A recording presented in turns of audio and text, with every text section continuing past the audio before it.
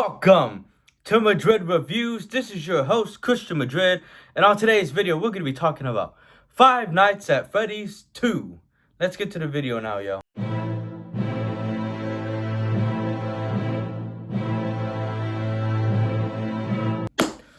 Alright, y'all, let's get into this. So, I just watched the new Five Nights at Freddy 2 movie, and it was a number 2. I didn't really like this film. I thought it was pretty bad, and I've come to the realization that these films just aren't for me.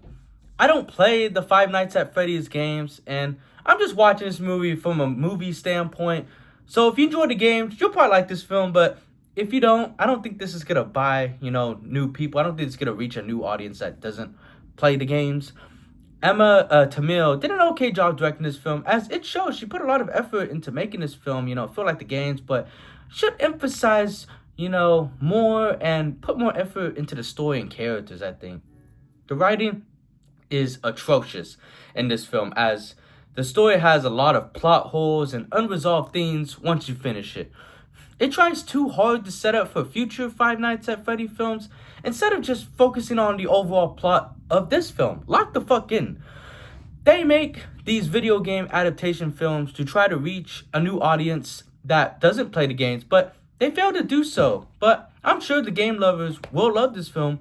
The dialogue is absolute dog shit, as it feels like AI wrote the shitty dialogue in the shitty script, as it just feels very out of place and unnatural at times. It's just plain stupid.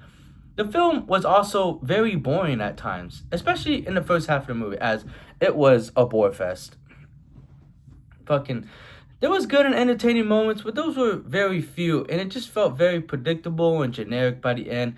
The acting is absolutely horrible in this movie, as these actors, they just seem like they're here to collect a paycheck, as there's little to no effort being put in this acting. Cast better fucking people in these movies if you're gonna make them. The cinematography does look nice, and the production design of the sets and the animatronics were spectacular and definitely the best aspect of this film for sure. The soundtrack was okay, nothing special, but not terrible. It's whatever. Visual effects were cool, but the movie would have definitely been better if this was R-rated, and had some blood and gory scenes, as this was one of my biggest issues with the first film.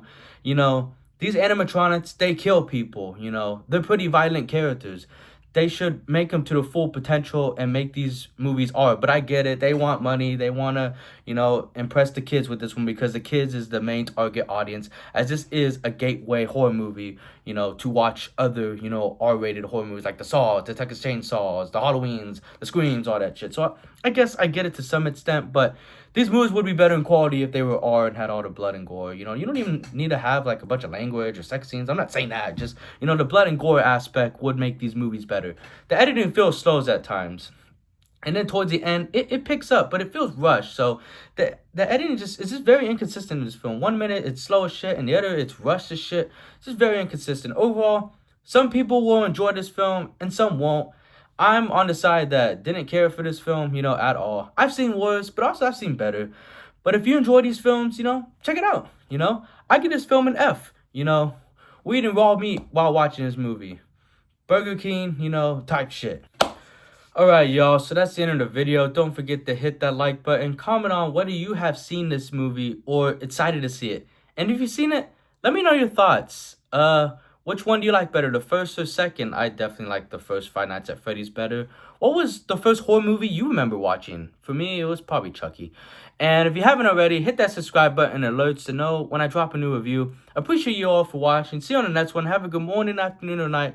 Whatever time you watch this, thank you so much for taking the time out of your busy day to watch me talk about movies. Thank you. Bye-bye.